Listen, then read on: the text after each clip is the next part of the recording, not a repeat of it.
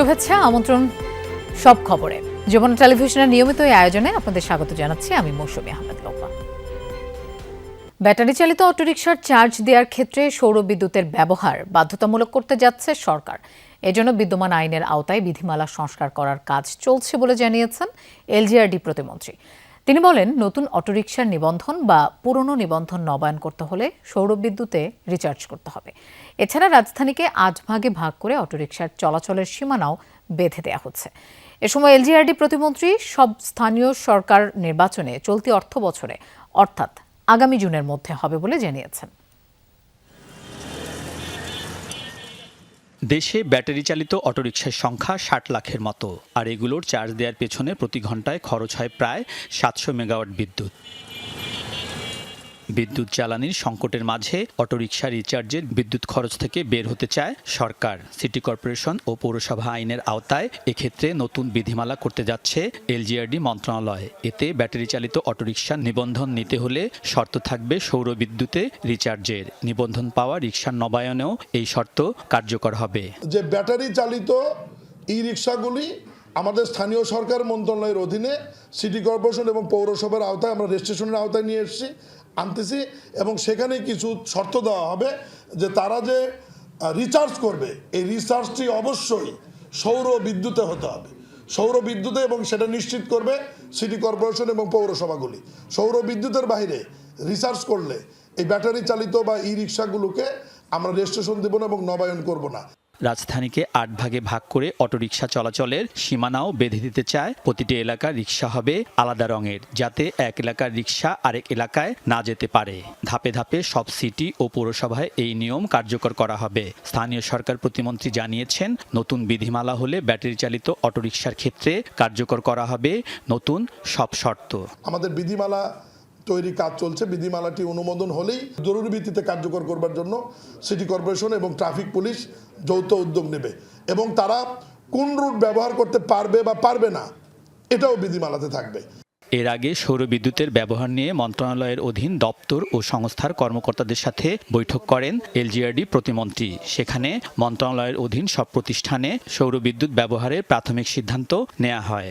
Net metering এর মাধ্যমে আমাদের প্রয়োজনের অতিরিক্ত বিদ্যুৎ কোনো অফিস উৎপাদন করলে আমরা সেটা আবার জাতীয় গ্রিডে যাতে বিক্রি করা যায়, এই ব্যাপারে আমরা আজকে সিদ্ধান্ত নিয়েছি। এ সময় এক প্রশ্নের জবাবে এলজিআরডি প্রতিমন্ত্রী বলেন, চলতি অর্থ বছরে স্থানীয় সরকার নির্বাচন সম্পন্ন হবে।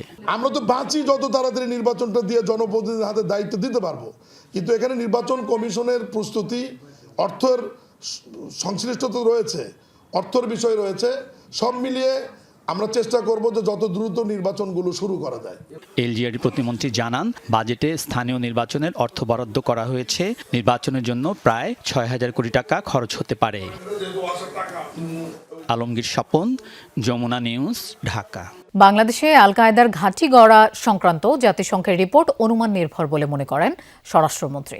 তিনি বলেন, এ ধরনের রিপোর্ট আমলে নিয়ে সরকার অ্যাকশনে যেতে পারে না। এ সময় সালাউদ্দিন আহমদ বলেন, জনপ্রত্যাশা অনুযায়ী আইনশৃঙ্খলা পরিস্থিতির উন্নতি হতে সময় লাগবে। সচিবালয়ে সরকারের ৬ মাসের আইনশৃঙ্খলা পরিস্থিতি নিয়ে কথা বলতে গিয়ে এসব মন্তব্য করেছেন স্বরাষ্ট্রমন্ত্রী। রাজধানী এবং এর আশেপাশের এলাকায় কখনো মিলছে শক্তিশালী ইম্প্রোভাইজড এক্সপ্লোসিভ ডিভাইস আইডি বোমা, কখনো পাওয়া যাচ্ছে বোমা সদৃশ বস্তু ও বিস্ফোরক তৈরির সরঞ্জাম। গত কয়েক মাসে এমন ঘটনা বেশ কয়েকবারই ঘটেছে। এর মাঝে জাতিসংঘের নিরাপত্তা পরিষদের এক প্রতিবেদনে এই অঞ্চলে আল কায়েদার তৎপরতা নিয়ে উদ্বেগ প্রকাশ করা হয়। বলা হয়েছে, সংগঠনটি বিভিন্ন শাখার আড়ালে স্থায়ী ঘাঁটি ও গোপন সেল গড়ে তোলার চেষ্টা করছে। এ নিয়ে সচিবালয়ে প্রশ্নের মুখোমুখি হন স্বরাষ্ট্রমন্ত্রী। জানান, জাতিসংঘের প্রতিবেদন পড়ে দেখেননি তিনি। অনুমান নির্ভর কিছু পর্যবেক্ষণ আছে বলে জেনেছেন। আমরা এগুলো আমলে নিচ্ছি না, রিপোর্টও এখনো পড়িনি। তাছাড়া আমি যতটুকু শুনেছি পত্রিকান্তরে, সেটা ওখানে বলা হয়েছে যে তারা একটা এজিউম করেছে, একটা অনুমান করেছে যে এরকম হতে পারে। তো অনুমান নির্ভর কোনো রিপোর্টের উপর আমরা তো অ্যাকশন করতে পারি না। স্বরাষ্ট্রমন্ত্রীর কাছে প্রশ্ন ছিল সরকারের ৬ মাসের আইন শৃঙ্খলা পরিস্থিতি নিয়ে। দাবি করেন, আগের তুলনায় পরিস্থিতি উন্নতির দিকে। আমরা আইন শৃঙ্খলা পরিস্থিতি উন্নত করতে পেরেছি, তবে জনপ্রত্যাশা অনুযায়ী উন্নীতকরণের জন্য আরও সময় লাগবে। আমাদের এখন মাত্র 6 মাস পার হলো, এর মধ্যে আমরা অনেক সংস্কার কাজ করেছি এবং আইনশৃঙ্খলা রক্ষাকারী বাহিনীর প্রশংসনীয় বিভিন্ন উদ্যোগ আপনারা দেখতে পেয়েছেন। এ সময় স্বরাষ্ট্রমন্ত্রী বিভিন্ন ক্ষেত্রে 180 দিনে সরকারের সফলতাগুলো তুলে ধরেন। 180 দিনের মধ্যে সরকারের বাস্তবায়িত এবং যেগুলো শুরু করেছে ইনিশিয়েটেড অনেক কর্মসূচি, এগুলো প্রশংসিত হয়েছে। আলমগীর স্বপন, যমুনা নিউজ, ঢাকা। ঢাকাসহ আশপাশের কয়েকটি জেলায় গ্যাসের চাপ কিছুটা বাড়লেও সংকট কাটেনি। ফিলিং স্টেশনগুলোতে দীর্ঘ সময় অপেক্ষা করতে হচ্ছে চালকদের। এতে সবচেয়ে বেশি বিপাকে পড়েছেন সিএনজি অটোরিকশা চালকরা। তারা বলছেন, গ্যাস নিতে দীর্ঘ সময় অপেক্ষার কারণে কমেছে আয় রোজগার। গ্যাস সংকটের প্রভাব পড়েছে আবাসিক ও শিল্প খাতেও। কারখানাগুলোতে ব্যাহত হচ্ছে উৎপাদন, এতে বিপাকে পড়েছেন ব্যবসায়ী ও শ্রমিকরা। দ্রুত গ্যাস সংকট নিরসনের দাবি জানিয়েছেন ভুক্তভোগীরা। এরকম চলতে থাকলে আমি না খাই মরমু। আমাদেরকে এই কর্ম আর কোনো কর্ম নাই, আর কোনো কর্ম শিখছিও না। ঘন্টায় ঘন্টায় বয়ে তাই গ্যাস লইতে পারি না, কালে সারা রাত বইছি, এতে কোনো গ্যাস কিন্তু খবর নাই। পাম্পে সিরিয়াল দিয়ে ঘন্টার পর ঘন্টা বসে রয়েছি, গ্যাস নাই। যাত্রী নিয়ে গেলে মাঝপথে গ্যাসের জন্য গাড়ি বন্ধ হয়ে যায়। দুর্নীতি, অর্থনৈতিক সংকট আর আইনশৃঙ্খলা পরিস্থিতির চ্যালেঞ্জ নিয়ে দায়িত্ব নিয়েছিল বিএনপি সরকার।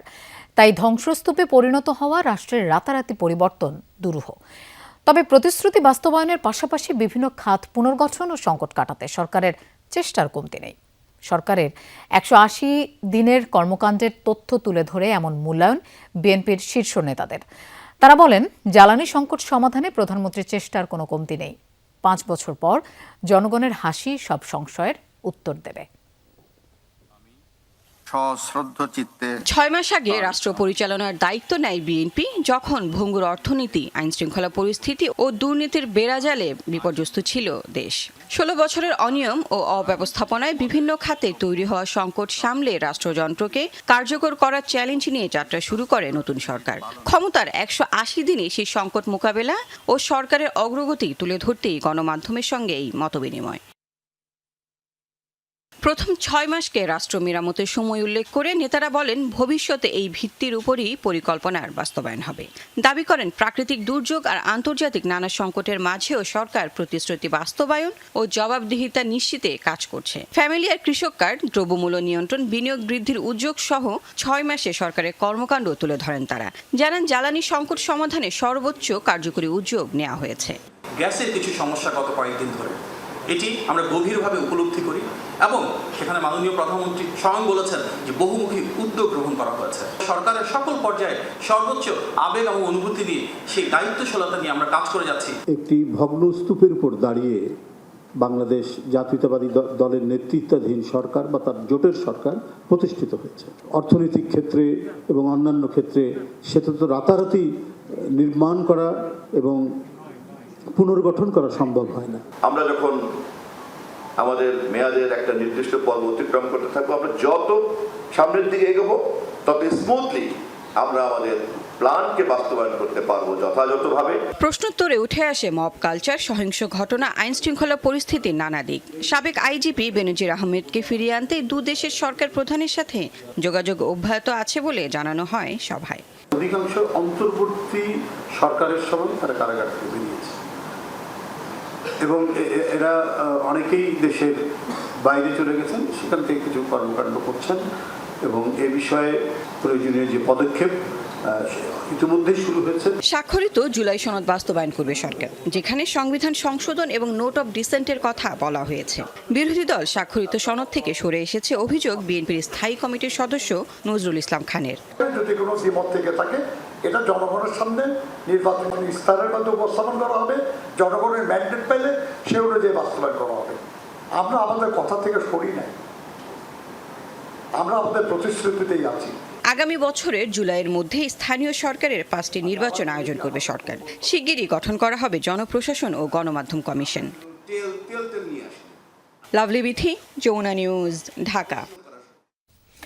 জ্বালানি সংকট নিরসনে স্বল্প, মধ্য ও দীর্ঘমেয়াদী পরিকল্পনা নেওয়া হচ্ছে, এমনটাই জানালেন সড়ক পরিবহন ও সেতুমন্ত্রী শেখ রবিউল আলম। বিকেলে বাগেরহাট প্রেস ক্লাব মিলনায়তনে এক মতবিনিময় সভায় তিনি বলেন, মোংলা পোর্ট উন্নয়নে পদক্ষেপ নেওয়া হয়েছে। বন্দর এলাকায় একটি অর্থনৈতিক জোন হবে। এতে হবে 85,000 মানুষের কর্মসংস্থান। ড্রেজিংয়ের মাধ্যমে মোংলা পোর্ট চ্যানেলের নাব্য সব সময় 12 মিটার রাখার কথা জানান মন্ত্রী। এর আগে দুপুরে বাগেরহাট শহরের দশানী এলাকায় দশানী রামপাল মোংলা জেলা মহাসড়কের দশানী থেকে গিলাতলা পর্যন্ত 10 কিলোমিটার সড়ক পুনর্নির্মাণ এবং সংস্কার কাজের উদ্বোধন করেন মন্ত্রী। জ্বালানি নিয়ে একটা সংকট বিগত 17 বছরের সরকার করেছিল, তার একটা নেতিবাচক প্রভাব আপনারা দেখতে পাচ্ছেন। তার উত্তরণের জন্য সরকার অনবরত প্রতিনিয়ত কাজ করছে। স্বল্পমেয়াদী, মধ্যমেয়াদী, দীর্ঘমেয়াদী পরিকল্পনা নেওয়া হচ্ছে। আশা করছি এই সমস্যার সমাধান হবে, কিন্তু রাতারাতি নয়, একটু সময় সাপেক্ষ হবে। প্রধানমন্ত্রী তারেক রহমানকে সৌদি সফরের আমন্ত্রণ জানিয়েছেন দেশটির যুবরাজ মোহাম্মদ বিন সালমান। সচিবালয়ে মন্ত্রিপরিষদ বিভাগে প্রধানমন্ত্রীর কার্যালয়ে বাংলাদেশে নিযুক্ত সৌদি রাষ্ট্রদূত ডক্টর আবদুল্লাহ জাফর এইচ বিন আবিয়াহ প্রধানমন্ত্রীর সাথে দেখা করে এই আমন্ত্রণপত্র তুলে দেন।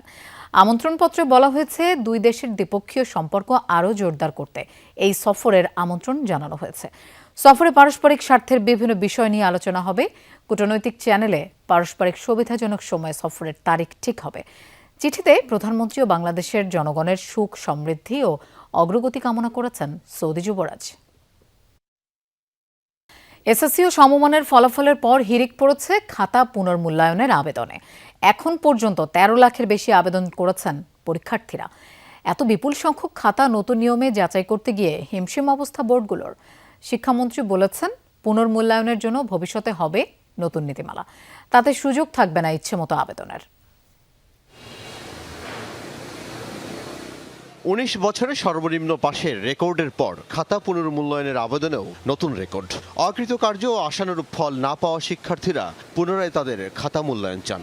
এর আগে শুধু খাতায় দেওয়া নম্বরের যোগফল যাচাই করা যেত। এবার প্রশ্নের উত্তরে কম বা বেশি নম্বর দেয়া হলো কিনা সেটিও দেখা যাচ্ছে। সোমবার পর্যন্ত 13 লাখের বেশি আবেদন পড়েছে। শুধু ঢাকা শিক্ষা বোর্ডে আবেদন পড়েছে প্রায় 3.5 লাখ। প্রতিপত্র বা বিষয়ে আবেদনের জন্য শিক্ষার্থীদের গুনতে হচ্ছে 150 টাকা। দেখে মনে হচ্ছে যে সকলেই খাতা মূল্যায়ন করতে চায়। শিক্ষামন্ত্রী জানিয়েছেন, শুধু ফেইল করা শিক্ষার্থীরাই নয়, জিপিএ 5 পাওয়া শিক্ষার্থীরাও পুনর্মূল্যায়নের আবেদন করেছেন। এই বাস্তবতা একেবারেই নতুন। তাই শিগগিরই খাতা পুনর্মূল্যায়নের জন্য নীতিমালা করা হবে, যাতে কেউ ইচ্ছে মতো আবেদন করতে না পারেন। আমাকে আবার 20 লক্ষ শিক্ষার্থীর খাতা প্রত্যেকটাই দেখতে হবে। It is quite impossible. অতএব আমরা একটা নীতিমালা তৈরি করব, কোন ধরনের খাতাগুলো রি এক্সামিন হতে পারে। আপনি জিপিএ গোল্ডেন প্লাস পাওয়ার পরও আপনি রি এক্সামিন করতে যাচ্ছেন, এবং এদেরকে অ্যাড্রেস করে তারপর আবার আমাকে কলেজগুলোতে অ্যাডমিশন দিতে হবে, তাহলে it will take a long time. তো ইন দিস কেস আমরা এটার একটা নীতিমালাও তৈরি করব যে কাকে কাকে করব। রাজধানীর 5 তারকা হোটেলে এক অনুষ্ঠানে সাংবাদিকদের প্রশ্নের জবাবে উঠে আসে এমপিওভুক্ত শিক্ষকদের বদলি প্রক্রিয়ার বিষয়টিও। যারা যারা বিভিন্ন দূর দূরান্তে পোস্টিং রয়েছে, সেটা ট্রান্সফারের ব্যবস্থা আমরা আশা করছি আজকালের মধ্যেই সেটা শুরু করতে যাচ্ছি, ট্রান্সফারের বিষয়টা। তারপর আমরা নিউ রিক্রুটমেন্টের দিকে যাচ্ছি। আমাদের স্কুলে, গভর্নমেন্ট স্কুলে রিক্রুটমেন্ট পিসি আছে, সেটা যেন আমরা পিএসসির সাথে we are keep on connecting with them, এবং কিছু কিছু করে পাচ্ছি। আমাদের কলেজের শিক্ষক স্বল্পতা রয়েছে, সেটাকেও আমরা অ্যাড্রেস করছি। উচ্চশিক্ষার নানা দিক তুলে ধরার পাশাপাশি সরকারের 180 দিনে শিক্ষা খাতে নেয়া বিভিন্ন উদ্যোগের কথাও তুলে ধরেন শিক্ষামন্ত্রী। আমাদের অনারেবল প্রাইম মিনিস্টার তিনি 180 দিনের এই হানিমুন পিরিয়ডটা রেখেছেন। প্রত্যেকটি মন্ত্রণালয় যেন ওনার এইম, ওনার নির্বাচনী যে এজেন্ডা, তার অ্যালাইনমেন্ট, এই কনসেপ্টগুলোকে যেন আমরা গ্র্যাজুয়ালি ধারণ করি। আল আমিনা কহন, যমুনা নিউজ, ঢাকা। বিদ্যুৎ ও গ্যাসের সাথে জড়িত মাফিয়া চক্রদের ফিরিয়ে আনার চেষ্টা চলছে বলে মন্তব্য করেছেন আমার বাংলাদেশ পার্টির চেয়ারম্যান মুজিবুর রহমান মঞ্জু। তিনি বলেন, বিদ্যুৎ ও জ্বালানি খাতের সংকট মোকাবেলায় সরকার ব্যর্থ হলে কোনো রাজনৈতিক দল নয়, জনগণই মাঠে নেমে আসবে। রাজধানীর বিজয়নগরে এবি পার্টির কেন্দ্রীয় কার্যালয়ে সরকারের 6 মাসের প্রতিশ্রুতির বাস্তবায়ন নিয়ে আয়োজিত সংবাদ সম্মেলনে এই মন্তব্য করেন তিনি। মুজিবুর রহমান মঞ্জু বলেন, সবার আগে বাংলাদেশকে গুরুত্ব না দিয়ে সরকার দলীয় স্বার্থকে প্রাধান্য দিচ্ছে। ছাত্র দলের ক্যাম্পাস রাজনীতি নিয়েও প্রশ্ন তোলেন তিনি। এ সময় এবি পার্টির সাধারণ সম্পাদক ব্যারিস্টার আসাদুজ্জামান ফুয়াদ বলেন, দলীয় লোক নিয়োগ, প্রশাসনিক সংস্কার না করা এবং দুর্নীতির বিরুদ্ধে কার্যকর পদক্ষেপ না নেয়ায় নির্বাচনী অনেক প্রতিশ্রুতি লঙ্ঘন করেছে সরকার। এই কথা একটু বিনয়ের সাথে জানতে চাই সরকারের কাছে যে আপনাদের কোন কাজটাতে সবার আগে বাংলাদেশ প্রতিফলিত হয়েছে আমাদেরকে একটু বলেন।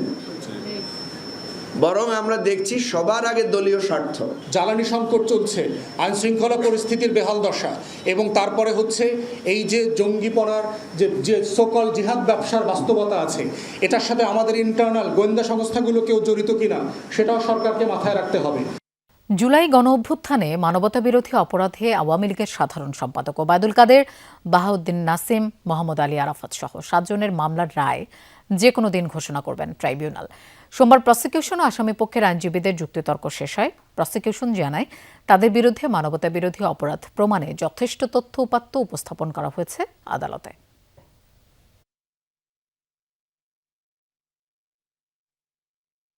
জুলাইয়ে মানবতা বিরোধী অপরাধে আওয়ামী লীগের সাধারণ সম্পাদক ওবায়দুল কাদের, বাহাউদ্দিন নাসিম, মোহাম্মদ আলী আরাফাত, যুবলীগ ও ছাত্রলীগের সভাপতি সাধারণ সম্পাদকের বিরুদ্ধে বিচার শুরু হয় চলতি বছরের 17 ফেব্রুয়ারি। তাদের বিরুদ্ধে সাক্ষ্য দেন শহীদ পরিবার, আহত জুলাই যোদ্ধা, চিকিৎসক সহ 28 জন। লিখিত জবানবন্দি দেন শরীফ ওসমান হাদিও। সাক্ষীদের জবানবন্দি ও আসামি পক্ষের জেরার পর শুরু হয় যুক্তিতর্ক। টানা সপ্তাহ খানেকের বেশি সময় আন্দোলনের নানা তথ্য উপাত্ত উপস্থাপন করে প্রসিকিউশন। পাশাপাশি ওবায়দুল কাদেরের সঙ্গে শেখ হাসিনা, আসাদুজ্জামান খান কামাল, মোহাম্মদ আলী আরাফাত, হাসান মাহমুদ, তৎকালীন ডিবি প্রধান হারুন সহ 14 জনের সাথে ফোনালাপ উপস্থাপন করা হয়। ফোনালাপগুলোতে আন্দোলন দমন, ইন্টারনেট ও টেলিভিশন সম্প্রচার বন্ধ সহ নানা তথ্য উপাত্ত উঠে আসে। সোমবার আনুষ্ঠানিকভাবে যুক্তিতর্ক উপস্থাপন শেষ করেছে প্রসিকিউশন ও রাষ্ট্রনিযুক্ত আসামি পক্ষ। পরে এই মামলায় যে কোনো দিন রায় ঘোষণা করা হবে বলে জানায় ট্রাইব্যুনাল। ওবায়দুল কাদের সহ যে 7 জন, তাদের বিরুদ্ধে ট্রাইব্যুনালে পর্যাপ্ত সাক্ষ্য প্রমাণ উপস্থাপন করা হয়েছে এবং আমরা বিশ্বাস করি যে তারা যে অপরাধ করেছে সেই অপরাধের দায় তাদেরকে নিতে হবে এবং সেখানে ট্রাইব্যুনাল তাদেরকে সর্বোচ্চ শাস্তি দিবেন বলে আমরা প্রত্যাশা করি। এ মামলায় ওবায়দুল কাদের সহ 7 আসামি পলাতক। কোনো ভিডিওতে দেখা যায়নি যে আমার এই 4 জন আসামি কেউ কোনো শিক্ষার্থীদের পেটাচ্ছে। কোনো ভিডিওতে পরশ, ইনান, সাদ্দাম, যারা ভিকটিম হয়েছে তারা কেউই আমার আসামি আরাফাত বা কি বলে ওবায়দুল কাদের, বাহাউদ্দিন নাসিমকে জড়িত করে কোনো সাক্ষ্য দেয়নি যে তারা গুলি করেছে, তারা মেরেছে, তারা হত্যা করেছে। এদিকে জুলাই গণঅভ্যুত্থানের সময় বিভিন্ন গণমাধ্যমে উস্কানিমূলক বক্তব্য দেওয়ার পরিপ্রেক্ষিতে সাংবাদিক শ্যামল দত্ত, মোজাম্মেল হক বাবু, ফারজানা রূপাকে ট্রাইব্যুনালে 24 আগস্ট হাজির করার নির্দেশ দিয়েছেন আদালত। রাব্বি হোসেন, যমুনা নিউজ, ঢাকা। জ্বালানি সংকট নিয়ে সরকারের সর্বোচ্চ পর্যায় থেকে হঠকারিতা করা হচ্ছে বলে অভিযোগ করেছেন এনসিপি আহ্বায়ক ও বিরোধী দলীয় চিফ হুইপ নাহিদ ইসলাম। সাংবাদিকদের সাথে এক মত বিনিময়ে সরকারের নানা সমালোচনা করেন এনসিপি নেতারা।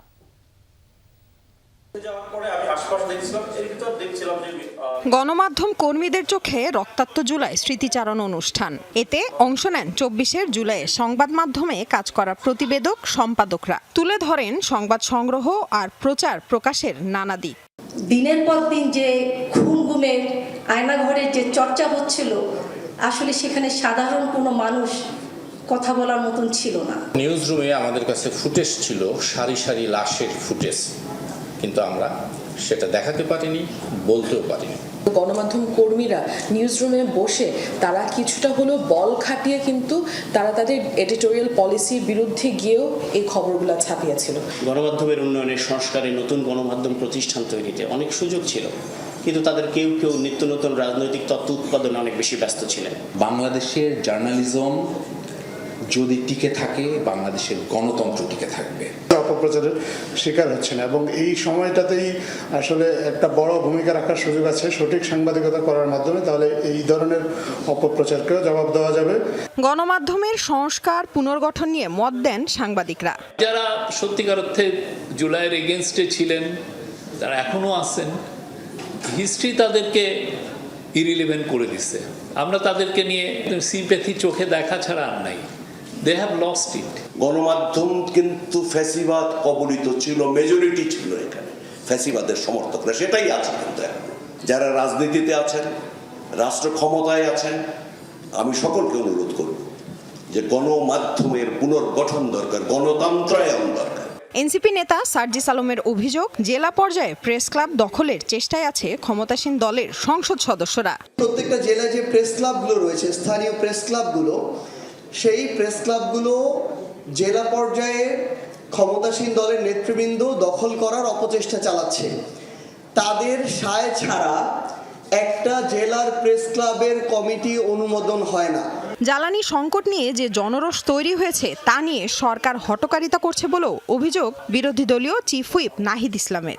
আমরা যখন বলতেছি গ্যাস বা বিদ্যুৎকে নিশ্চিত করতে হবে, সরবরাহ নিশ্চিত করতে হবে এই সরকারের, তখন এটাকে বলা হচ্ছে হঠকারিতা। সরকার প্রধানের সর্বোচ্চ জায়গা থেকে আপনি যখন গণতান্ত্রিক আন্দোলন, গণতান্ত্রিকভাবে আমি প্রতিবাদ জানাচ্ছি, সেটাকে বলা হচ্ছে হঠকারিতা।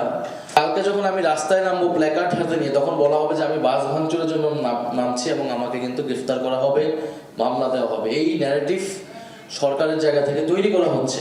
জুলাই আন্দোলনে সংবাদকর্মীদের সমর্থন ও সহযোগিতা ছিল বলেই অভ্যুত্থান সফল হয়েছিল উল্লেখ করে সবার প্রতি কৃতজ্ঞতা জানান নাহিদ ইসলাম। ধীরে ধীরে আমরা দেখতে পাচ্ছি যে গণতন্ত্র কিন্তু সংকুচিত হয়ে আসছে, কথা বলার জায়গা সংকুচিত হয়ে আসছে। লামিয়া তিথি, যমুনা নিউজ, ঢাকা। কাজ করতে এসে তিস্তা পরিকল্পনাকে বেশি চ্যালেঞ্জিং মনে করছে সরকার। বাস্তবায়নে ব্যর্থ হলে মানুষ যে ক্ষতির সম্মুখীন হয়েছে তা আরও বাড়বে বলে জানিয়েছেন পানি সম্পদ মন্ত্রী শহীদ উদ্দিন চৌধুরী অ্যানি। সকালে বাংলাদেশ প্রকৌশল প্রযুক্তি বিশ্ববিদ্যালয়ে তিস্তা নদীর টেকসই ব্যবস্থাপনা শীর্ষক সেমিনারে তিনি এমনটা জানান। বলেন, নদীর নিয়ন্ত্রণ ধরে রাখা কঠিন। একে নিয়ন্ত্রণে আনলে তার পার্শ্ব প্রতিক্রিয়া চিন্তা করতে হয়। এজন্য একটি সমন্বিত সমাধান দরকার। এ সময় তিস্তা চুক্তি বাস্তবায়নে ভারতকে উভয় দেশের স্বার্থের কথা চিন্তা করার আহ্বান জানান অ্যানি। অনুষ্ঠানে ত্রাণমন্ত্রী আসাদুল হাবিব দুলু বলেন, তিস্তাপাড়ের মানুষের হাহাকার কত দ্রুত দূর করা যায় সেটিই করতে চায় সরকার। কাজ করতে এসে আমরা এই তিস্তা প্রকল্পটাকে খুব বেশি চ্যালেঞ্জিং মনে করছি। আমরা যদি এটা বাস্তবায়ন করতে ব্যর্থ হই, না পারি, যে পরিমাণ ক্ষতিগ্রস্ত বা সমস্যার মধ্যে রয়েছে তার চেয়ে বেশি ক্ষতি এবং সমস্যা দিন দিন বাড়তে থাকে। এই জন্য এই চ্যালেঞ্জকে ওভারকাম করতেই হবে এনিহাউ। ব্যবসায়ীদের সাথে মত বিনিময় শেষে বাজার নিয়ন্ত্রণে নিজেই মাঠে নামার ঘোষণা দিয়েছেন ভোক্তা অধিকার সংরক্ষণ অধিদপ্তরের মহাপরিচালক। তিনি জানান, সরকারকে অর্থায়নের জন্য কাজ করে না এই সংস্থা, তাই গণজরিমানা নয়, বরং বাজার বিশ্লেষণ করে নিত্যপণ্যের দাম নিয়ন্ত্রণ করা হবে। এ সময় ব্যবসায়ীরা চাঁদাবাজি আর ফরিয়াদের কারণে নিত্যপণ্যের দাম বাড়ে বলে অভিযোগ জানান। অনেকদিন ধরেই বাজার নিম্নআয়ের মানুষের নাগালের বাইরে। শাকসবজি, মাছ, মাংস থেকে ডিম সবকিছুরই দাম চড়া। জুলাইয়ে মূল্যস্ফীতি কমলেও তার প্রভাব নেই বাজারে। কিভাবে নিয়ন্ত্রণে রাখা যায় বাজার, তা নিয়েই সংশ্লিষ্টদের সাথে মতবিনিময় করে ভোক্তা অধিকার সংরক্ষণ অধিদপ্তর। ব্যবসায়ীরা বলেন, চাঁদাবাজি আর ফরিয়াদের কারণে বাড়ে নিত্যপণ্যের দাম, অথচ ভোক্তা অধিকার শুধু কাঁচা বাজারে অভিযানে ব্যস্ত। অভিযোগ, দোকানিদের রসিদ ও পণ্যমূল্যের তালিকা ইস্যুতে জরিমানা করা হয়, অথচ কর্পোরেট কোম্পানিদের বিরুদ্ধেও খুব একটা সোচ্চার নয় সংগঠনটি। গাড়ি নামলে, একটা গাড়ি থামলে মিনিমাম 1 থেকে 2,000 টাকা দেওয়া লাগে। এমআরপি যে বাড়াইছে সে তো ডিলার বাড়ায় নাই, সে তো কোম্পানি বাড়াইছে। কোম্পানি বাড়াইয়ে তো 1000 কোটি টাকা নিয়ে গেছে। সেই কোম্পানিকে 100 কোটি টাকা জরিমানা না করিয়া ডিলার পর্যায়ে আইসা 20,000-25,000 টাকা জরিমানা করা, এটা কোন আইনের মধ্যে পড়ে? মাঠ পর্যায়ের কর্মকর্তা ও সংশ্লিষ্টরা জানান, শুধু আইনের প্রয়োগ করেই বাজার নিয়ন্ত্রণ সম্ভব না। অতিরিক্ত মুনাফা আর ভেজাল পণ্য রোধে সচেতনতা বৃদ্ধির বিকল্প নেই। আমরা যখন অভিযানে যাই তখন মূল্য তালিকা প্রদর্শন করা হয়, আর যখন ওখান থেকে চলে আসা হয় তখন আর এই মূল্য তালিকাটা থাকে না। কেবল আইন প্রয়োগ বা শাস্তিমূলক ব্যবস্থার মাধ্যমে দীর্ঘমেয়াদে বাজার স্থিতিশীল রাখা সম্ভব নয়। এর জন্য প্রয়োজন ব্যবসায়ী সমাজের আন্তরিক সহযোগিতা। যে ভেজাল খাদ্যদ্রব্য তৈরি করতেছে তার সে কি করতেছে? অ্যাকচুয়ালি সে হত্যা বা খুনের অপরাধে অপরাধী সে। এ সময় মহাপরিচালক জানান, গণজরিমানা নয়, বরং প্রতিটি সেক্টরের মাঝে সম্পর্ক উন্নয়ন করে বাজারে সাপ্লাই চেইন নিশ্চিত করতে চায় ভোক্তা অধিকার। ঘোষণা দেন বাজার নিয়ন্ত্রণে বড় পরিসরে মাঠে নামার। বিষয়গুলো বুঝেন আমলে না, তাহলে আপনি বাজার বিশ্লেষণে যাবেন যে না, আমি 1000 ব্যবসায়ীকে জরিমানা করে আমার ঠিক হবে। তাহলে কোথায় কোথায় বিভ্রান্তিটা আছে প্রত্যেকের সাথে আমি বসবো। তারপর আমি নিজে বাজারে নামবো, কিন্তু আমি আগে মেসেজ দিতে চাই, আমি আগে সবার সাথে কথা বলতে পারি, কথা বলে যেন তাকে গিয়ে আবার বলতে পারি যে ভাই তোমার সাথে আমি কথা বলেছিলাম, তুমি তো আমার এই কথাটা রক্ষা করো।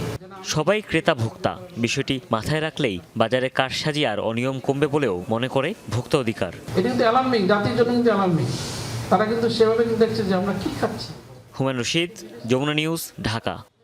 জেল পালানো জঙ্গি ওস্তাদ জুয়েলকে আবারও গ্রেফতার করেছে পুলিশ। রোববার রাজধানীর ডেমরায় বোমা সদৃশ বস্তুসহ তাকে গ্রেফতার করা হয়। জুয়েল ভূঁইয়া 90 জেএমবির সদস্য এবং বোমারু মামুনের সহযোগী। 2024 সালের 19 জুলাই নরসিংদী কারাগার থেকে পালিয়ে গেলে 25 জুলাই তাকে আবারও গ্রেফতার করা হয়। পরে একই বছরের সেপ্টেম্বর থেকে জামিনে মুক্তি পায় জুয়েল। রাজনৈতিক অস্থিরতার সুযোগে ক্ষমতা এবং অর্থের যোগান উগ্রবাদী কার্যক্রম সহজ করেছে বলে মনে করে আইনশৃঙ্খলা বাহিনী ও গবেষকরা। 2024 সালের 19 জুলাই নরসিংদী কারাগার ভেঙে পালানো 9 জঙ্গির একজন ছিলেন জুয়েল ভূঁইয়া। সেদিন লুট হয় 85টি অস্ত্র ও 8,000-এর বেশি গুলি। 6 দিন পর আবার পুলিশের হাতে ধরাও পড়েন জুয়েল। পরে সরকার পতনের পর সেপ্টেম্বরে জামিনে কারাগার থেকে ছাড়া পান। জঙ্গি নেটওয়ার্কে ওস্তাদ নামে পরিচিত জুয়েল প্রায় 2 বছর আড়ালেই ছিলেন। এর মধ্যে 2025-এর ডিসেম্বরে কেরানীগঞ্জে মাদ্রাসায় বোমা বিস্ফোরণ, যাত্রাবাড়িতে পুলিশকে ছুরিকাঘাত, মার্চে কুমিল্লার শিব মন্দিরে বিস্ফোরণ এবং একই মাসে রাজধানীর সায়দাবাদে পুলিশের তল্লাশি সময়ে বোমা বিস্ফোরণের ঘটনায় নাম আসে মামুন ও তার শিষ্য আরিফের। এই দুজনের গ্রেফতারের পরই সন্ধান মেলে ওস্তাদ জুয়েল ভূঁইয়ার। অভিযানে নামে পুলিশ। ঢাকার ডেমরার সারুলিয়া থেকে গ্রেফতার করা হয় জুয়েলকে। উদ্ধার করা হয় 2টি হাত বোমা। বোমা সদৃশ কিছু বস্তু পাওয়া গেছে। পরে সে জানতে পারলাম যে বোমা পাওয়া গেছে 2টি, যার মধ্যে একটি অলরেডি নিষ্ক্রিয় করা গেছে। বাসায় যাচ্ছিলাম, দেন আমি দেখতে পাই যে মানুষের ভিড়, জানতে পারলাম যে বোমা সহ 2জনকে আটক করা হয়েছে। একের পর এক বোমা উদ্ধার আর জঙ্গিদের গ্রেফতার তাদের নতুন করে সংগঠিত হওয়ার প্রমাণ বলে মনে করেন গবেষক ও মানবাধিকার কর্মী নূর খান লিটন। এইটা বোঝা যায় যে তারা সক্রিয় হয়েছে এবং নানাভাবে নিজেদেরকে সংগঠিত করতে ব্যস্ত আছে। হিজবুত তাহরির বলেন বা জেএমবির বলেন, এরকম যারা ছিল যাদেরকে আমরা মোটামুটি চিনি, তাদের অবস্থান আমরা লক্ষ্য করলাম যে এই আন্দোলনের ভিতরে তারা তাদের কার্যক্রম চালিয়েছে। জঙ্গিবাদ দমন অভিযানে স্বচ্ছতার তাগিদ এই মানবাধিকার কর্মীর। সম্ভাব্য উগ্র গোষ্ঠীকে আমরা যেন ভিকটিম না করে দিই। প্রেসার গ্রুপ, নানান ধরনের তৎপরতা কিন্তু আমরা প্রত্যক্ষ করেছি। আদালতে যে চাপ প্রয়োগ করতেও আমরা দেখেছি, মব সন্ত্রাস আমরা দেখেছি। শাকিল হাসান, যমুনা নিউজ, ঢাকা। হবিগঞ্জ জেলা বৈষম্য বিরোধী ছাত্র আন্দোলনের সদস্য সচিব মাহদি হাসান সহ 3 জনকে আটক করেছে পুলিশ। বিকেলে শহরের কোর্ট মসজিদ প্রাঙ্গণ থেকে তাদের আটক করা হয়। এর আগে অসহনীয় লোডশেডিং, বিদ্যুতের দাম বৃদ্ধি, গ্যাস সংকট এবং নিত্যপণ্যের ঊর্ধ্বগতির প্রতিবাদে বিক্ষোভ মিছিলের আয়োজন করে বৈষম্য বিরোধী ছাত্র আন্দোলন। সর্বস্তরের ছাত্র জনতার ব্যানারে বিক্ষোভ মিছিলের জন্য জড়ো হলে তাদের আটক করে আইনশৃঙ্খলা বাহিনী। পুলিশ জানায়, বিক্ষোভকে কেন্দ্র করে কোনো ধরনের বিশৃঙ্খলা এড়াতে এবং নিরাপত্তার স্বার্থে তাদের আটক করা হয়েছে।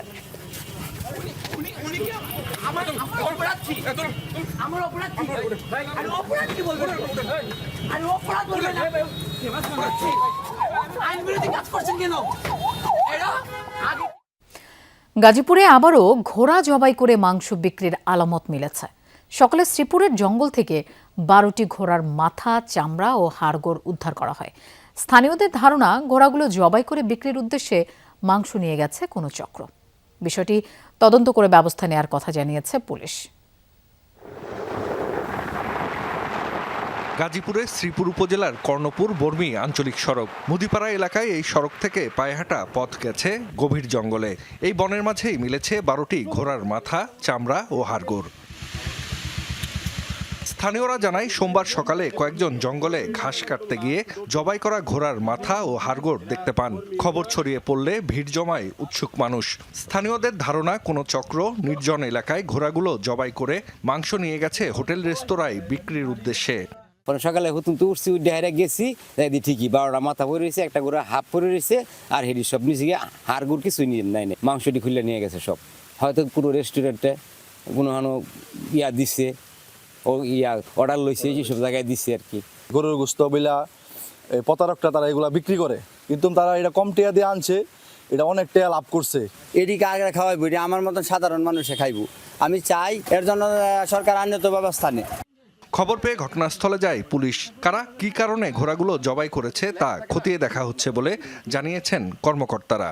প্রায় 2-3 কিলোর ভিতরে আশেপাশে আর কোনো বাড়িঘর নাই। বন বিভাগের বিশাল বড় জঙ্গল। ওখানে গিয়ে দেখলাম যে ঘোড়ার মাংস, মানে ঘোড়া জবাই করে হয়তো মাংস সব নিয়ে গেছে, হাড়গুলো পড়ে আছে এবং মাথাগুলো পড়ে আছে। এই ঘটনায় জড়িতদের যদি পাওয়া যায় সেই ক্ষেত্রে আমরা অনুসন্ধান চালাচ্ছি, আইনগত ব্যবস্থা গ্রহণ করা হবে। এর আগেও গাজীপুরের বিভিন্ন এলাকায় মাংস বিক্রির উদ্দেশ্যে ঘোড়া জবাই করার ঘটনা ধরা পড়ে। এসব ঘটনায় জড়িতদের কেউ কেউ ধরা পড়লেও জামিনে বেরিয়ে এসে আবারও এই অপকর্ম করছে বলে অভিযোগ রয়েছে। জাহিদ হাসান, যমুনা নিউজ। রবি আজিয়াটা পিএলসির মোবাইল অপারেটর ব্র্যান্ড এয়ারটেল আজ থেকে সার্কেল নামে আত্মপ্রকাশ করল। দুপুরে রাজধানীর সোনারগাঁও হোটেলে জমকালো আয়োজনে নতুন ব্র্যান্ডের উদ্বোধন করা হয়। এয়ারটেল নাম পরিবর্তন হয়ে সার্কেল ব্র্যান্ড নামে গ্রাহক সেবা প্রদান করবে। উদ্বোধনী অনুষ্ঠানে কর্মকর্তারা জানান, শুধুমাত্র ব্র্যান্ড নাম পরিবর্তন হচ্ছে, গ্রাহকদের সেবা বা নাম্বারে কোনো পরিবর্তন আসবে না। সব এয়ারটেল গ্রাহক স্বয়ংক্রিয়ভাবে সার্কেলের গ্রাহক হয়ে যাবেন।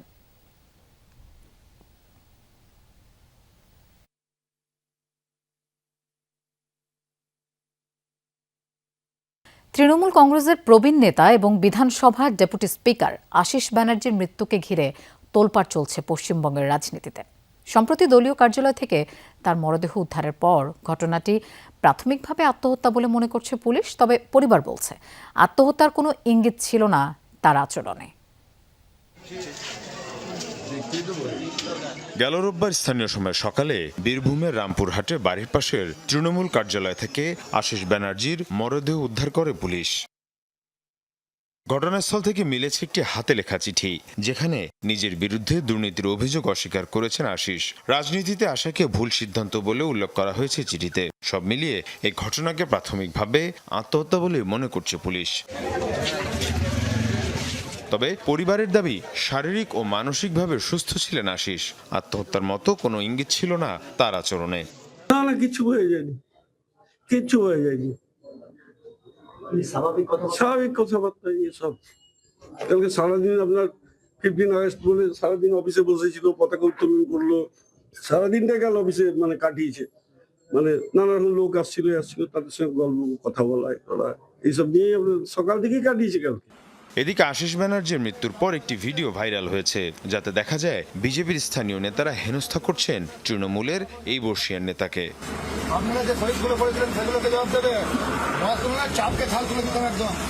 এ অবস্থায় আশিস ব্যানার্জির মৃত্যুতে সরাসরি রাজনৈতিক চাপের অভিযোগ তুলেছেন তৃণমূল নেত্রী মমতা ব্যানার্জি। তার অভিযোগ, জীবনের শেষ দিকে আশিসকে বারবার হেনস্থা ও অপমানের মুখে পড়তে হয়েছে। বিজেপির পক্ষ থেকে নেতা কর্মীদের উপর চাপ ও হুমকির পরিবেশ তৈরি হয়েছে বলেও দাবি দলটির। তাকে যেভাবে অপমান করা হয়েছে, অপদস্থ করা হয়েছে, কেউ তো প্রতিবাদ করেনি, ওদের নেতারা তো এসে পাশে দাঁড়ায়নি। একজন মানুষ, বর্ষিয়ান রাজনীতিবিদ এত মনোকষ্টে আছেন যে এইভাবে মৃত্যু হচ্ছে। কই তাদের নেতারা? গোটা বীরভূম তো নাকি ভালো তৃণমূল হয়ে গেছে, গোটা বীরভূম তো চাটন চাটন চাটন চাটন। কই এই মানুষটার পাশে দাঁড়ালেন না তো? যদিও সব অভিযোগ উড়িয়ে উল্টো তৃণমূলকে দায়ী করছেন বিজেপির নেতারা। তাদের দাবি, দুর্নীতির অভিযোগের চাপ সামলাতে না পেরে আত্মহত্যা করেছেন আশিস ব্যানার্জি।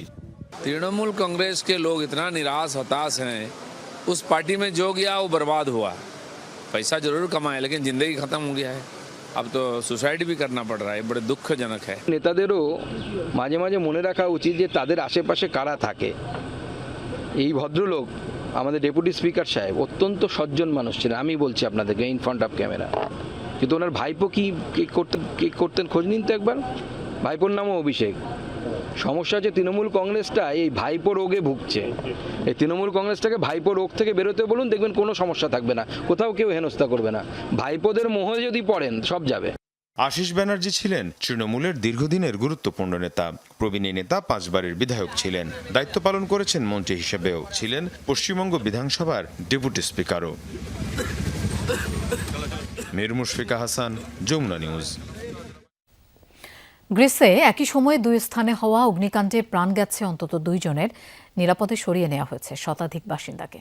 রোববার এথেন্সের কাছে অবস্থিত সালামিনা দ্বীপে হয় এই অগ্নিকাণ্ডের ঘটনা। জানা গেছে আগে থেকেই দাবানল সতর্কতা জারি ছিল ওই দ্বীপে। দ্বীপের পেরিস্টারিয়া নামক বনাঞ্চল ঘেরা আবাসিক এলাকায় ছড়িয়ে পড়ে আগুন। দক্ষিণ উপকূলে আগুন লাগার 20 মিনিটের মাথায় উত্তরের দিকেও ঘটে একই ঘটনা। তীব্র বাতাসের বেগের জেরে দ্রুত ছড়িয়ে পড়া আগুন নেভাতে ঘটনাস্থলে উপস্থিত হয় ফায়ার সার্ভিসের প্রায় 2 শতাধিক কর্মী। এখনও জানা যায়নি আগুন লাগার সঠিক কারণ। তদন্ত চলমান বলে জানিয়েছে কর্তৃপক্ষ। আজ ডারউইনে বাংলাদেশ অস্ট্রেলিয়া প্রথম টেস্টের 5ম দিন হওয়ার কথা ছিল। তবে চতুর্থ দিনেই ঐতিহাসিক জয় নিশ্চিত করায় একদিন ছুটি কাটানোর সুযোগ পেয়েছে টাইগাররা। ডারউইনে নিজেদের মতো করে সময় কাটাচ্ছেন ক্রিকেটাররা।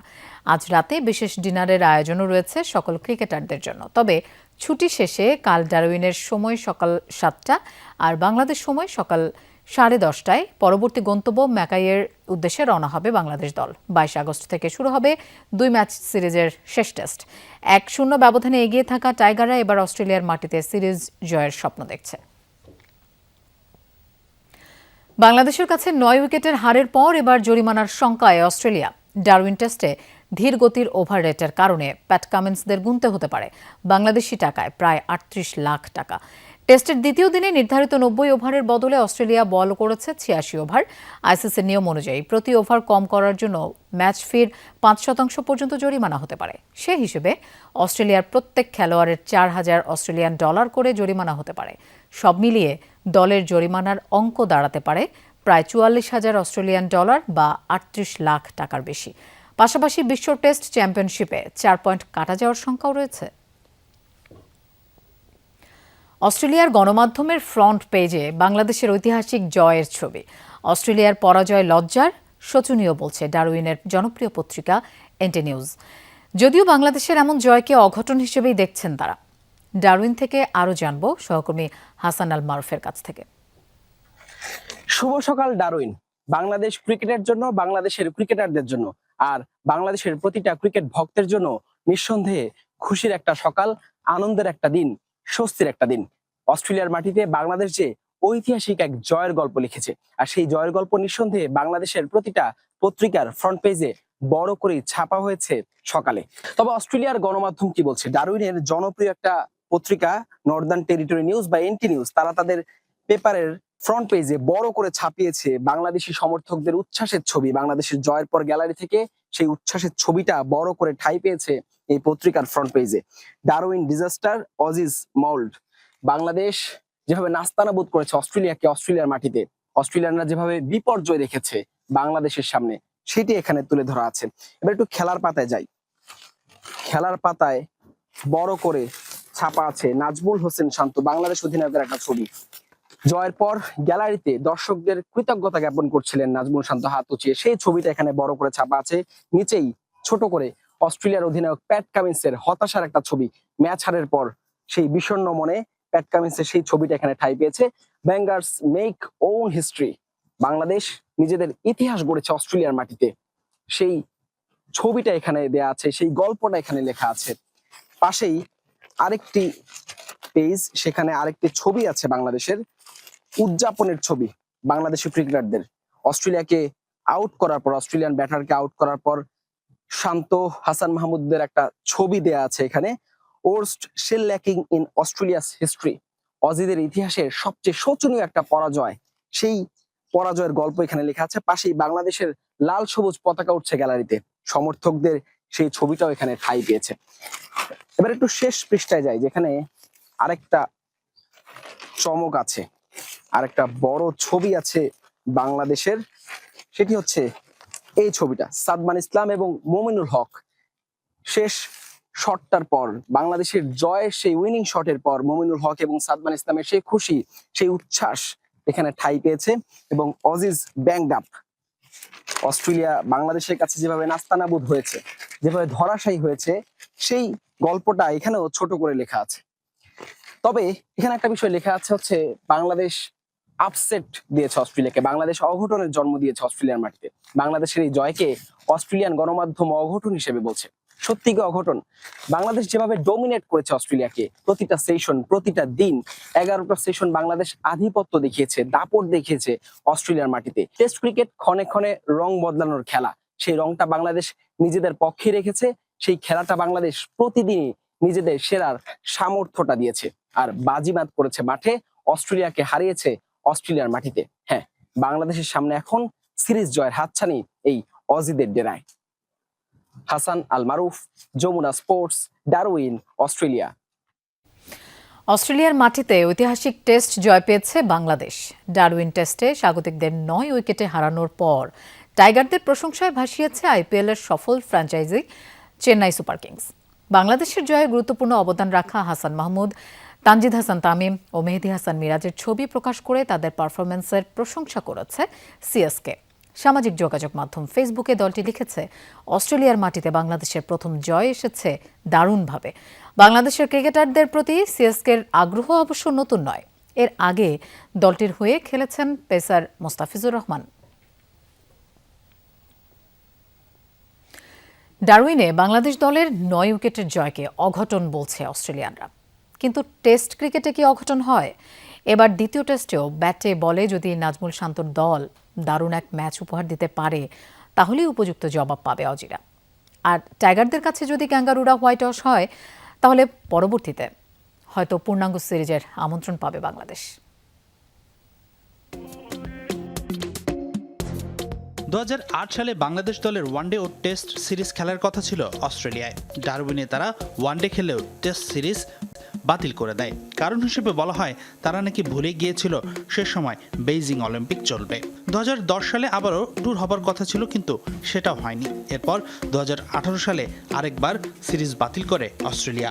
এবার ক্রিকেট অস্ট্রেলিয়ার অজুহাত ছিল ফুটবল আর রাগবি সিজন চলছে, এই সময়ে সিরিজ নিয়ে আগ্রহী নয় স্পন্সর ও ব্রডকাস্টাররা। সেই সাথে নিরাপত্তা ও নানা অজুহাতে বাংলাদেশ সফর নিয়েও অনেকবার গড়িমসি করেছে ক্রিকেট অস্ট্রেলিয়া। তবে 23 বছর পর সুযোগ পেয়ে সেই অবজ্ঞার জবাব দিয়েছে বাংলাদেশ ক্রিকেট দল। ডারউইনে 9 উইকেটের এক পেশে জয় তুলে নিয়েছে শান্তরা। কিন্তু অস্ট্রেলিয়ার সাবেক ক্রিকেটার থেকে শুরু করে গণমাধ্যম কারো হুঁশ হয়নি। শান্তদের টেস্ট জয়কে অঘটন বলছে তারা। এমন পরিস্থিতিতে বাংলাদেশ ক্রিকেট দলের রিয়াকশনটা কি হওয়া উচিত? প্রথমত, মাঠের বাইরের এই বিষয়গুলো ভাবারই প্রয়োজন নেই ক্রিকেটারদের। সেই সাথে ডারউইন টেস্ট জয়ে তৃপ্ত না হয়ে জয়ের ক্ষুধাটা ম্যাচ থেকে সিরিজের দিকে নিয়ে যেতে হবে টাইগারদের। 2023 সাল থেকে টেস্টে বাংলাদেশ দলের পারফরমেন্স বেশ উন্নতি হয়েছে। এই সময়ে 24 টেস্টে 12টি জয় পেয়েছে বাংলাদেশ। আর সবশেষ 5 টেস্টে পরিসংখ্যানটা নামিয়ে নিলে বাংলাদেশের জয় ঈর্ষণীয় 4টি। তাও আবার অস্ট্রেলিয়া ও পাকিস্তানের মতো বড় দলগুলোর বিপক্ষে আছে সাফল্য। কিন্তু এর মাঝেও আছে আবার জিম্বাবুয়ের বিপক্ষে ইনিংস হারের লজ্জা। তাই তো ধারাবাহিকতা বড় একটি চ্যালেঞ্জ বাংলাদেশ দলের সামনে। অস্ট্রেলিয়ার বিপক্ষে ডারউইন টেস্ট জয়ের পর এবার ম্যাকাইতে দ্বিতীয় টেস্টে বাংলাদেশের ভালো খেলাটা খুব জরুরি। বাংলাদেশ এই টেস্টেও যদি ধারাবাহিকতা দেখায়, দারুণ ক্রিকেট উপহার দেয়, তাহলে কি টাইগারদের এই পারফরমেন্সকে অঘটন বলতে পারবে অজিরা? আর যদি সিরিজে 2-0-তে জিতেই যায় শান্তর দল, তাহলে আইসিসির পরবর্তী সাইকেলের সূচিতে হয়তো অস্ট্রেলিয়া পূর্ণাঙ্গ সিরিজ খেলতে বাংলাদেশকে আমন্ত্রণ জানাতে বাধ্য হবে, তাই নয় কি? হাসিনুর রহমান, যমুনা স্পোর্টস। ক্রিকেটে নতুন ইতিহাস গড়েছে স্পেন। অস্ট্রেলিয়ার 2 দশকের পুরনো রেকর্ড ভেঙে টানা 21টি আন্তর্জাতিক ম্যাচ জয়ের বিশ্ব রেকর্ড গড়েছে ইউরোপের দেশটি। ফিনল্যান্ডকে হারিয়ে এই কীর্তি গড়ে স্পেন। এর আগেই রিকি পন্টিংয়ের নেতৃত্বাধীন অস্ট্রেলিয়া টানা 20 ম্যাচ জিতে রেকর্ডটি ধরে রেখেছিল। তবে বিশ্ব রেকর্ড গড়ার পরও থামেনি স্পেনের জয়রথ। গতকাল আইল অব ম্যানকে 7 উইকেটে হারিয়ে টানা 22 ম্যাচে অপরাজিত থাকার নজির গড়েছে তারা। 2024 সালে শুরু হওয়া এই দুর্দান্ত যাত্রায় ক্রোয়েশিয়া, চেক প্রজাতন্ত্র, গ্রিস ও ফিনল্যান্ডের মতো দলকে হারিয়েছে স্পেন। 2028 টি-20 বিশ্বকাপে খেলার স্বপ্ন নিয়েই এখন এগিয়ে যাচ্ছে দলটি। আর্জেন্টাইন গোলকিপার এমিলিয়ানো মার্তিনেজকে দলে নিতে জোর চেষ্টা চালাচ্ছে ইউভেন্টাস। স্প্যানিশ সংবাদ মাধ্যম এস জানিয়েছে, অ্যাস্টন ভিলাকে নতুন প্রস্তাব দিয়েছে ইতালিয়ান ক্লাবটি। প্রস্তাবে 70 লাখ ইউরো নিশ্চিত ফি সঙ্গে আরও 30 লাখ ইউরো বোনাসের কথা বলা হয়েছে। মার্তিনেজ ছাড়তে ভিলা চায় 1 কোটি ইউরো। চুক্তির পথে বড় বাধা হয়ে আছে মার্টিনেজের চোট ও বয়স। 33 বছর বয়সী এই গোলকিপার বিশ্বকাপ থেকেই ডান হাতের আঙুলের চোটে ভুগছেন। এদিকে সম্ভাব্য বিদায়ের প্রস্তুতি হিসেবে গোলপোস্টে বিকল্প খুঁজছে ভিলা। তাদের পছন্দ জাপানের গোলকিপার জিওন সুজুকি। ফুটবল বিশ্বকাপ 2026-এর ফাইনাল ম্যাচ পরিচালনা করা স্লোভেনিয়ার রেফারি স্লাভকো ভিনচিচের বডি ক্যামেরার ফুটেজ প্রকাশ করেছে ফিফা। প্রায় 5 মিনিটের ভিডিওতে ম্যাচের অনেক গুরুত্বপূর্ণ মুহূর্ত দেখা গেছে রেফারির চোখে। ম্যাচ শুরুর আগে মেসিকে স্পেনের কিছু খেলোয়াড়ের সঙ্গে শুভেচ্ছা বিনিময় করতে দেখা যায়।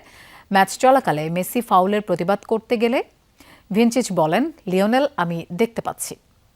এছাড়া আর্জেন্টিনার মিডফিল্ডার পারেদেস হলুদ কার্ড দেখার পর মেসিকে তাকে নিয়ন্ত্রণে রাখার অনুরোধ করেন রেফারি। এছাড়া পদক বিতরণের সময় ভিনচিচকে ভালো কাজের জন্য প্রশংসা করেন যুক্তরাষ্ট্রের প্রেসিডেন্ট ডোনাল্ড ট্রাম্প। 2025 ক্লাব বিশ্বকাপে সফল ব্যবহারের পর বিশ্বকাপেও রেফারির বডি ক্যামেরা ব্যবহার করা হয়। দর্শক, এই ছিল সব খবরের আয়োজনে। আর এতক্ষণ সাথে থাকার জন্য ধন্যবাদ সবাইকে।